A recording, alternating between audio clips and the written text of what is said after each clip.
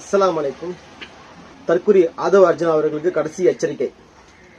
தமிழ்நாட்டில் நடக்கக்கூடிய பிரச்சனைகளுக்கு கேள்வி கேட்கணும்னா இங்க ஆளும் அரசா இருக்கக்கூடிய ஆளுங்கட்சி தான் நீ கேள்வி கேட்கணும். அதை விட்டுட்டு எங்க அண்ணன் திருமா அவர்களை சீண்டக்கூடாது.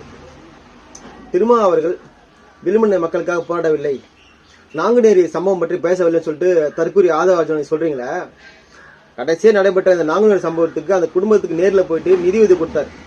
அந்த பாதிக்கப்பட்ட இறந்த குடும்பத்துல வடமாநிலத்தை சேர்ந்த ஒரு குடும்பம் இருக்குது, அந்த குடும்பத்துக்கும் தலைவர் நிதி கொடுத்திருக்காரு. அது உனக்கு தெரியுமா? அது மட்டும் இல்லாம இதுக்கு முன்னாடி நாங்குநேரில் ஒரு பள்ளி மாணவனை வீடு பூந்து வெட்டினாங்க. அப்பயும் அண்ணன் திருமா தான் பாதுகாப்பு கொடுத்தாரு, அதை எதிர்த்து போராட்டம் பண்ணாரு, அந்த குடும்பத்துக்கு நிதி உதவி கொடுத்தாரு.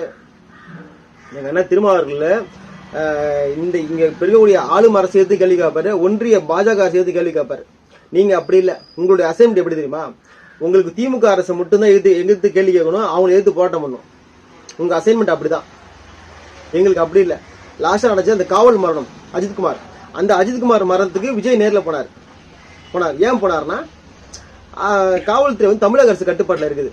இப்ப அங்க போனா அது இஷ்யூ ஆகும், தமிழக அரசு கெட்ட பேர் வரும். அதுக்காக நீங்க அங்க போனீங்க. அதுக்கப்புறம் நடந்த கவின் ஆணவ படுகொலை, அதுக்கு நீங்க உங்க ஸ்டாண்ட் என்ன? அதுக்கப்புறம் நடந்த திருப்பூர் தர்கா அந்த இஷ்யூல உங்க ஸ்டாண்ட் என்ன? நீங்க அங்கெல்லாம் போக மாட்டீங்க, அங்கெல்லாம் வந்து பேச மாட்டீங்க.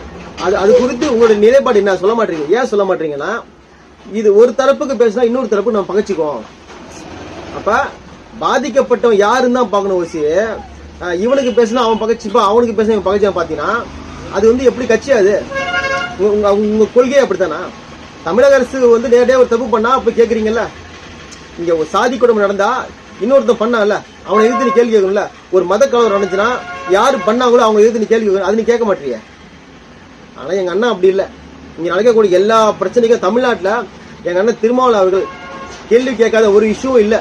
அதை பற்றி தெரிஞ்சுக்கிட்டேன்னு இதுக்கப்புறம் எங்க அண்ணா ஏற்கனவே லாஸ்ட் டைம் நீ வந்து எங்க அண்ணா திருமாவளவன் தேவையெல்லாம் பேசி பின்வாங்கி ஓடிட்டேன். ஒரு பதிவு போட்டதை எல்லாம் எங்க தோழல விட்டாங்க.